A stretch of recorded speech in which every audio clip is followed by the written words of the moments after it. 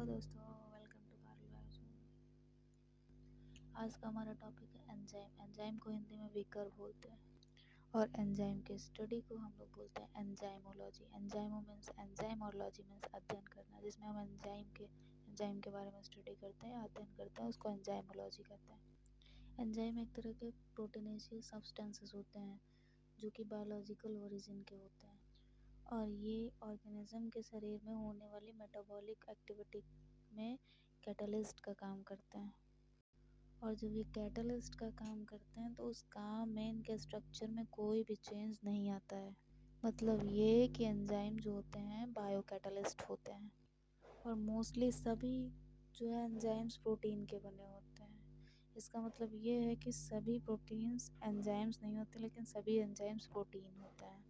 मतलब सभी enzyme protein होते हैं और सभी प्रोटीन एंजाइम्स नहीं होती। इसमें दो एक्सेप्शन भी हैं। एक राइबोजाइम होता है जो कि एक तरह का पॉलीसैकेराइड है और दूसरा एंजाइम है तुम्हारा आरएनएसपी जो आरएनए कंटेन करता है। एंजाइम की खोज सबसे पहले बुचनर ने की थी। किसमें? यीस्ट में। ठीक है, यीस्ट में की थी और नाम क्या दिया था? और जाइमेज को अलग किया था। ठीक है, देखो एज जिसमें लगा होता है वो एक तरह का एंजाइम ही होता है। एज जिसमें भी लग जाए वो एंजाइम होता है। और एंजाइम वर्ड सबसे पहले यूज किसने किया था? एंजाइम टर्म सर्वप्रथम दिया किसने था? कुन्ने ने। और सैमनर ने क्या किया था?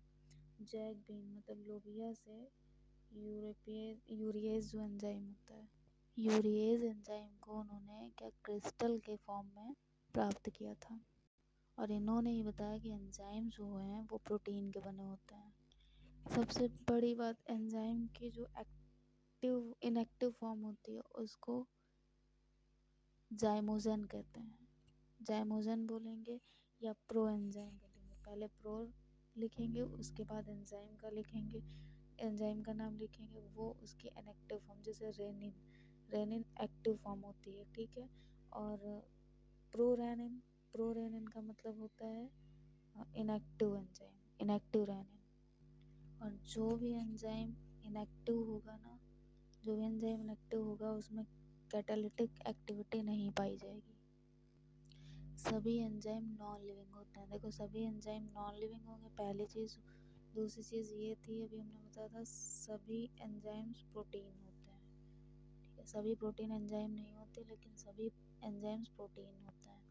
और दूसरी चीज़, सभी एंजाइम नॉन लिविंग होते हैं।